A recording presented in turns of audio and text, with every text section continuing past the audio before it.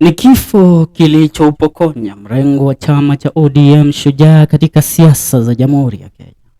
Mbwembwe na sarakazi zake katika ulingo wa siasa nchini Kenya zilikuwa za kupigiwa mfano.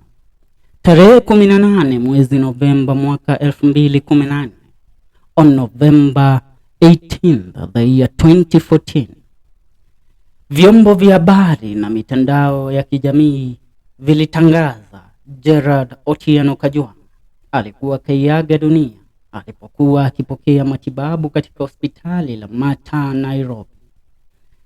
It was made public that the then Senator Otieno Kajwang of Omabay, one of the gallant politicians and vibrant politicians from the Nyanza region, had passed while receiving treatment at Mata Hospital in Nairobi.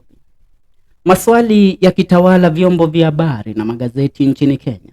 Je, ni nini haswa kimemuua Otieno Kajwang, bingwa aliyeonekana akiwa buheri wa afya bila tatizo lolote na aliyetajwa na wengi kama mrithi wa Raila Odinga katika kuwakilisha chama cha ODM, na sio tu chama cha ODM, pia the Luo Nation ama the Lakeside politics.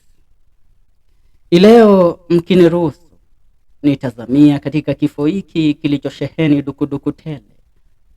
Tutapata kufafanua juu ya mauti ya Kajwang. Inaaminika siku aliyoiaga dunia Otieno Kajwang aliondoka katika mjengo wa bunge jijini Nairobi saa 3:30 usiku. Bila cha kushangaza, Kajwang hakulitumia jambo la kushangaza, Otieno Kajwang hakulitumia gari lake ambalo lilibaki katika maegesho ya bunge la Kenya. Swali likisalia kuwasumbua wengi haswa ni aje Kajwang aliweza kufika nyumbani kwake Runda, na walinzi siku hii walikuwa wapi? Walinzi wake Otieno Kajwang, maana alikuwa akishikilia wadhifa kama seneta katika kaunti ya Omabay. Na je, ni kipi kiliendelea baada ya kufika nyumbani kwake Kajwang? Nani aliyemvamia? Maana kulingana na ripoti ya polisi, Kajwang alipowasili nyumbani kwake ndipo alikimbishwa hospitalini. Alilalamika Kajwang kwamba alikuwa anasikia maumivu, maswali ambayo mwenyewe Kajwang alikwenda nayo kaburini. Ila kulingana na theories kadhaa zilizoandikwa, inaaminika Kajwang alipata kuvamiwa wakati alifika katika lango kuu la kuingia kwake nyumbani eneo la Runda, baada ya kumpata mwanaume fulani aliyekuwa kasimama getini pake. Pia kuna ile theory iliyosema kuwa Kajwang aliacha gari lake katika maegezo ya bunge na kuabiri gari la mwanamke fulani aliyekuwa na uhusiano naye, na baadaye mwanamke huyu alimpeleka Kajwang kwa watu waliomvamia na kumpa majeraha yaliyomuua. Theory ya tatu kuhusu kilichojiri usiku wa kifo cha Kajwang ni kwamba baada ya kuondoka katika bunge, Kajwang alikwenda kuingia katika gari lake ambalo alipata wanaume wawili wamemsubiria na kumvamia Kajwang, na baadaye kumlazimisha kuingia katika gari lao na kuondoka naye. Wanaume hawa walimpiga vibaya Kajwang kupelekea kuvunjika kwa mbavu zake.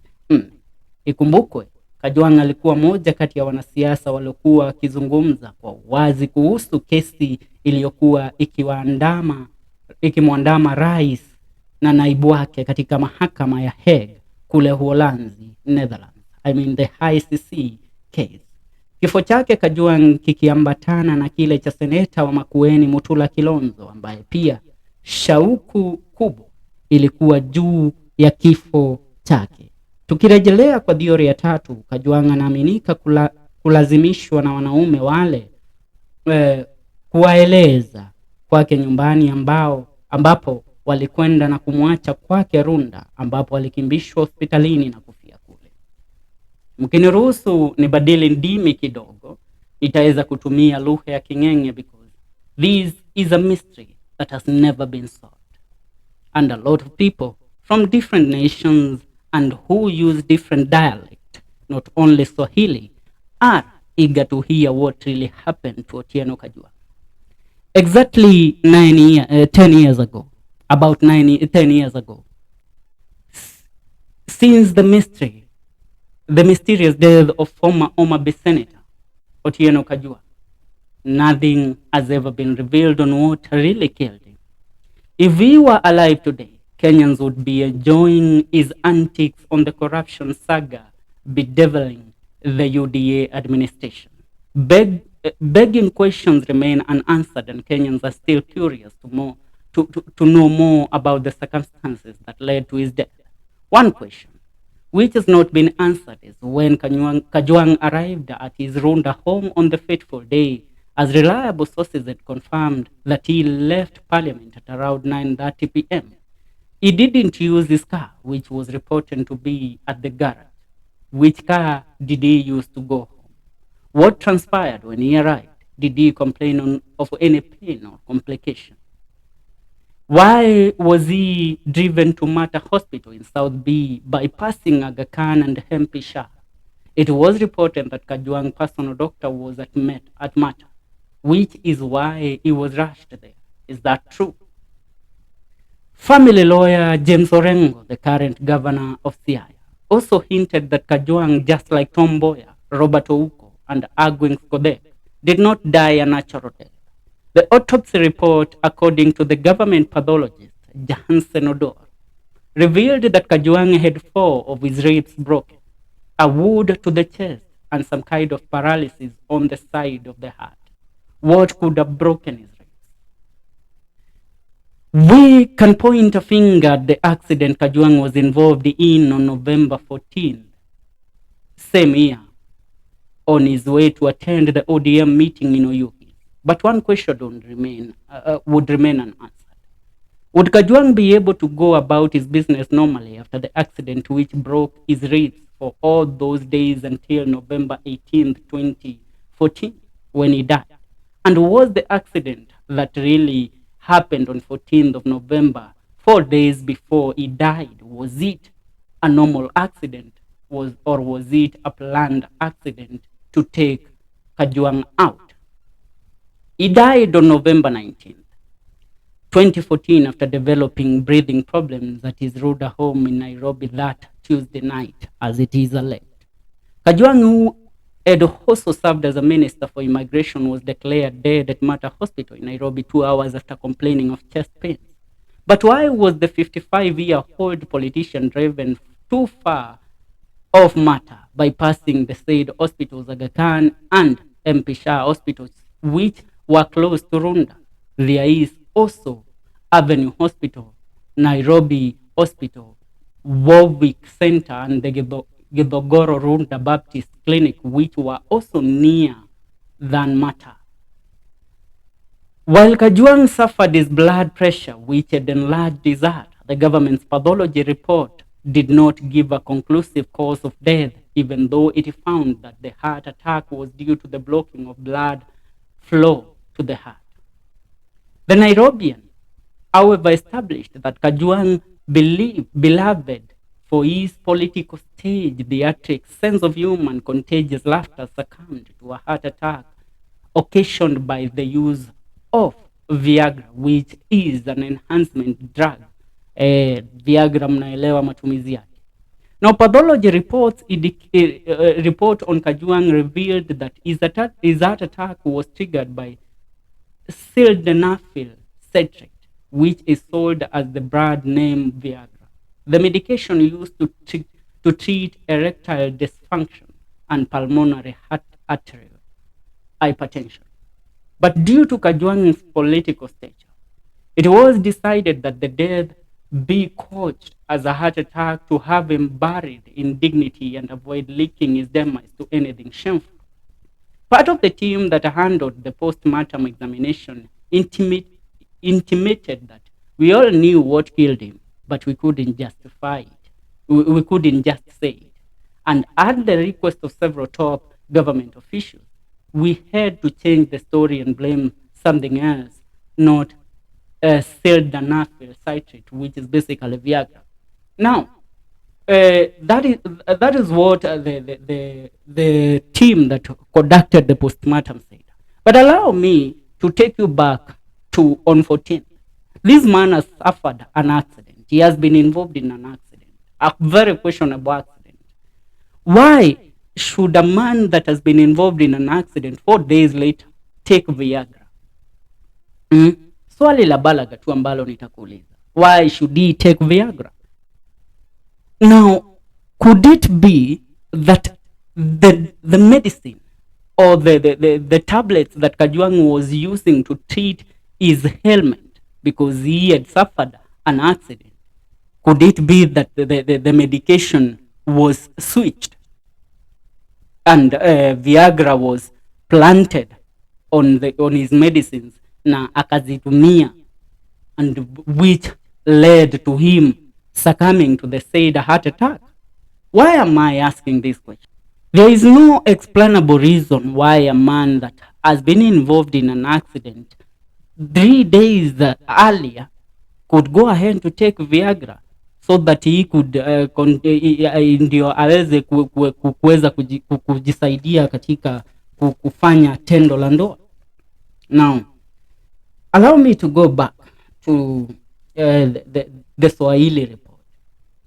Akiongea kuhusu kifo cha Kajwang, wakili wa familia yake ambaye ni gavana wa sasa wa Siaya James Orengo alisema kuwa kifo cha Kajwang hakikuwa cha kawaida, ni kama alivyozimwa Tom Mboya, Robert Ouko, Agwin Fodek na JM Kariuki, wote wakiuawa kwa sababu za kisiasa. Kulingana na ripoti ya mwanapatholojia wa serikali Jahansen Odor, alidai kifo cha Kajwang kilitokana na mbavu 4 zilizovunjika na jeraha kubwa kifuani, na pia moyo wake ulikuwa haupo sawa, kana kwamba kuna aliyekuwa kana kwamba alikuwa kanyeshewa Kajwang. Sijui tunaelewana hapo. What they are trying to mean, or what the report by the pathologist said, is that Kajwang's heart had a certain problem. But this was just a report that was created to try and overshadow what really happened. You know, once something like mtu ameweza kukufa kwa sababu ya kutumia Viagra or enhancement drug like Viagra, it's very shameful for a politician of his caliber to be kuweza kusemekana kwamba aliweza kukufa kwa ajili ya kutumia dawa zile. But when you go back, if somebody had ill intentions with Kajwang, because we all knew Kajwang, how is enigma, how is resilience, and how his career as a politician was a threat to many politicians in the Republic of Kenya. If they had ill intentions to take Kajwang out, they couldn't take him out directly. It was the accident, then anakufa kwa ajili ya kusemekana ameconsume Viagra. Come back to him being a public figure and him being a very loved politician and a senator at that. If we make, let's say I'm the one that is planning this. If we, as the planners, decide, you know what, this is the right way to go. Hii tukifanya hivi, nobody will try to go ahead and investigate further how Kajwang had access to Viagra, which means there is a certain explanation that these people walijua the government can't investigate Viagra, it ndio ilimuua, so tukiplant Viagra and we know that he is taking other medications, and if that medications zikiungana na Viagra, there is certain thing that will happen to his body, then we have him. So a lot of things were overshadowed in Kajwang's death. Now, Kajwang's pathology report revealed that he had severe coronary artery sclerosis as well as signs of previous myocardial infarctions.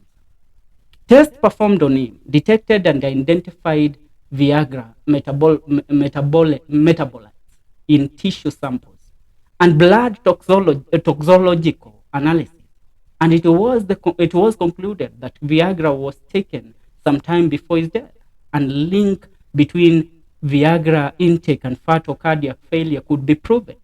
Now, medics explained to the Nairobian that Viagra use increases the risk of heart problems, mostly fatal arrhythmias.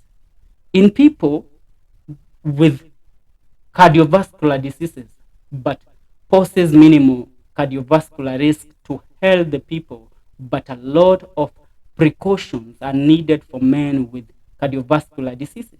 Now, pathology reports are handled are handed over to family of the deceased, but after he was admitted at Mata Hospital, Otieno Kajwang blood relations had to be told the uncomfortable truth. He had been at a woman's crib in Nairobi, South B Estate, where Viagra was used. To allay fears of foul play, an autopsy was done at the request of the family and political friends to confirm the uncomfortable truth. The pathologists were then advised not to release the results until the family and Kajwang's political friends agreed on what to feed Kenyans. Recalls a source who was a key cog in the drama. Now, the government pathologist thus revealed that Kajwang had 4 of his ribs broken, a wound to the chest, and some kind of paralysis on one side of the heart, concluding he died of a heart attack since an analysis showed that he had a narrow valve and the heart attack was due to the blocking of blood flow to the heart. I read the report. Now, Kajwang also suffered a previous scar in his heart, showing that he had this prior to this new scar formed at the time of his death. His blood vessels and valves had narrowed because of cholesterol. The medics noted that his heart was enlarged due to high blood pressure, but the findings were not conclusive, and 2 more toxicology tests would be conducted on his blood, tissues, and body fluids to give a conclusive cause of death. Besides the illogical decision of driving Kajwang from Ruda to Mata, which is in South B, there were other inconsistencies. And conflicting timelines. Faith Vivian Ouma, his second wife, was informed that the senator's admission to Mata was at 9 p.m., which contradicted an earlier statement that he was driven by first wife Rose from Ruda to Mata at 10 p.m. Yet still, according to the account of parliamentary staffer, Kajwang had been served drinks from 7 p.m. to about 9:30 p.m. The news bulletin was running when he left the parliamentary bar after swilling whiskey Black Label in the company of 3 MPs. Now, in the parliamentary staffer, if the parliamentary staffer is to be believed, then Kajwang was not at Mata by 9 p.m. It is impractical that he left for his Ruda home only to be rushed to Mata over an emergency in less than 30 minutes. Don't forget the nearer hospital, including Githongoro Ruda Baptist Clinic, which is the closest. This begs the whole important question. In whose car did Kajwang leave Parliament building? If it was by taxi, whose was it and who ordered for it? Where did they drive to from Parliament, and just how did Kajwang find himself in Mata in South B area? Who drove him there? The senator is reported to have spent most of the day in Parliament earlier in the day. He accompanied a Senate Committee on Transport. To assess the progress in the construction of the southern bypass in Kikuyu Town, Kiambu County. He was greeted with jubilant choruses. The 1.5 hour function was held out in the open along the bypass under the hot sun, where the senators, road contractors, residents, and Kenyan officials exchanged their thoughts about the construction of the bypass and why an entry road into Kikuyu Town was necessary. He stood for over 1 hour with other senators under the hot sun and with a red helmet on his head, a black suit, a red striped tie, and white shirt. He was also in his usual jovial mood, beaming. In the afternoon, Kajwang returned to the Senate and contributed to the National Police Service Amendment Bill, which tells you that Kajwang was alikuwa sawa. So kutuambia that this guy just suffered instantly na kuweza kuiaga dunia because of consuming Viagra is something that a lot of Kenyans don't buy until today.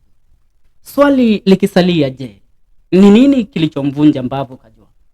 Kulingana na polisi, jeraha la Kajwang lilitokana na ajali ya barabarani ambayo alikuwa kapata akielekea katika mkutano wa kisiasa wa ODM tarehe 14 Novemba kule Oyugi. Siku 4 baadaye, tarehe 18 Novemba, ndipo aliaga dunia Kajwang. Swali likisalia, daktari aliyemkagua Kajwang baada ya ajali na kumruhusu kuendelea na kazi na shughuli zake kawaida hakuona dalili za majeraha yale. Ile ni thibitisho tosha kwamba kifo cha Kajwang kilijawa maswali mengi kuliko majibu. Why am I saying this? Let me ask you. Somebody is involved in a fatal accident. 4 ribs are broken and he has an injury on his chest. Tell me our doctor releases such a man and allows him to continue with his normal business. Tuambie tu aendelee na biashara zake za kawaida. Alafu bado ameumia, ako na medication anatumia, and then he goes ahead to consume Viagra. Ni nani ajipendi kiasi hicho? Who does not love themselves that much? Ni hayo tu kwa sasa. Wewe unadhani ni nini haswa kilimuua Otieno Kajwang? Do you believe that Kajwang was taken out or Kajwang was assassinated by the use of Viagra? Hata mtu akitaka kukumaliza, the woman that we are being told alikuwa na uhusiano na Kajwang kule South B, ambapo Kajwang is said to have taken Viagra, that woman also could have been used to mix Kajwang's drugs. Mtu anaitisha dawa za kichwa, painkillers, because he wasn't feeling well, and then you hands him Viagra kwa sababu you all know, you have been given information that Viagra does this and that becomes the head of them. Theories are there, and theories are meant to be exploited so that we can come to one conclusion. And the conclusion that I come to on Kajwang's death is that Viagra was used to take him out. He did not take it so that he could endure apandishe game yake. No, I disagree with that. Huyu ni mtu ambaye we all knew. Yeah, Kajwang proved to the people of Republic